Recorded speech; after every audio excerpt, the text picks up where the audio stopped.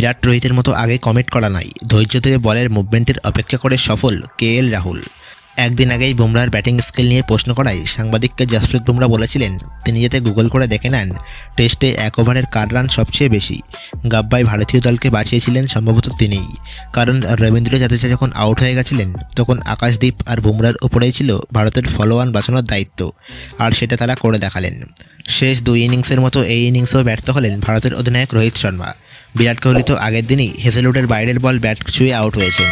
লোকেশ রাহুল অবশ্য তৃতীয় দিনের মতো লড়লেন চতুর্থ দিনেও, হয়তো ১৭ রান পেলেন না, কিন্তু কাজের কাজটা তিনি করে দিলেন চতুর্থ দিনের সকালে স্টার্ক কামিন্সদের সামলে। রোহিত শর্মা ৬ নম্বরে এসে রান পাচ্ছেন না, বিরাট কোহলিকে নতুন বল খেলতে হওয়ায় তিনি সফল হচ্ছে না। বর্ডার গাভাস্কার ট্রফিতে এখন এই চিত্রই দেখা যাচ্ছে। যদিও লোকেশ রাহুল কিন্তু প্রতিনিয়ত প্রমাণ করে যাচ্ছেন তার উপর দল ভরসা করে কোনো ভুল করেননি। আগের টেস্টে আম্পায়ারের ভুলে আউট হয়েছিলেন, প্রথম টেস্টেও তিনি টেকনিক্যালি ভালো খেলছিলেন। এরই মধ্যে প্রকাশ্যে এসেছে বিরাট রোহিত রাহুলদের স্টার্ককে সামলানোর টেকনিক্যাল ছবি। দেখা যাচ্ছে লোকেশ রাহুল অধিকাংশ ক্ষেত্রেই বলের জন্য ক্রিজে অপেক্ষা করছেন, অর্থাৎ বলের শেষ মুভমেন্ট পর্যন্ত তিনি নিজেকে কমিট করে দেননি।